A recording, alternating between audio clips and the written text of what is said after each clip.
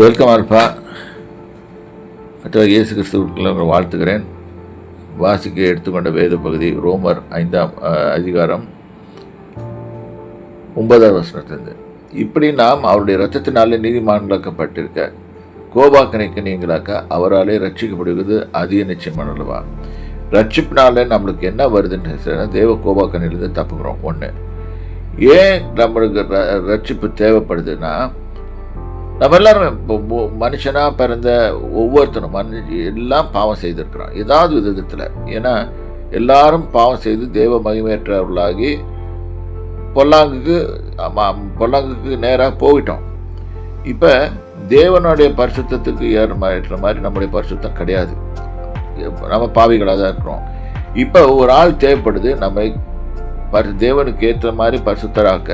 அதுதான் இயேசு கிறிஸ்து மனுஷனாக பிறந்து வந்தார். இதுதான் போட்டிருக்கு. இப்படி அவர் இரத்தத்தினாலே அவர் வந்தது மாதிரி இல்லாமல் அவர் தன்னுடைய இரத்தத்தினாலே அவர் சிந்து ஏற்படுத்தின பாடு மரணத்தின் மூலமாக நமக்கு ஏற்பட்ட அந்த தேவனோட உடன்படிக்கைக்கு உள்ளாக வருகிறோம். அதனால அவர் ரத்த சிந்தி இட்ஸ் கால் பிளட் கவனன்ட். தேவனோடு ரத்தத்தில் உடன்படிக்கப்பட்டிருக்கோம். தேவன் அவர் என்ன சொல்கிறாரு, நீ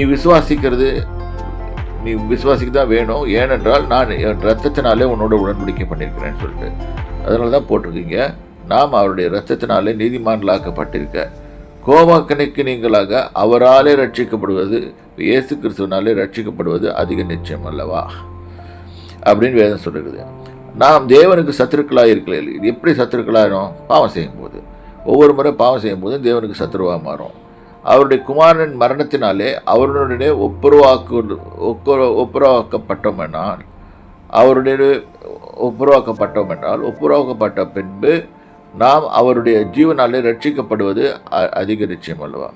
அப்போ அவர் ரத்தத்தில் தான் மாம்சத்தின் ரத்தத்தில் தான் உயிர் இருக்குது. அந்த உயிர் கொடுத்து அவர் நம்மளை காப்பாற்றுறதுனால அவர் ஜீவனாலே ரட்சிக்கப்படுவது அதிக நிச்சயமாகவே. இது நல்லா புரிஞ்சுக்கோங்க. கர்த்தராகிய இயேசு கிறிஸ்து உங்களை ஆசீர்வதிப்பார். கர்த்தராகிய இயேசு நாமத்துக்கு மகிமை உண்டாவதாக.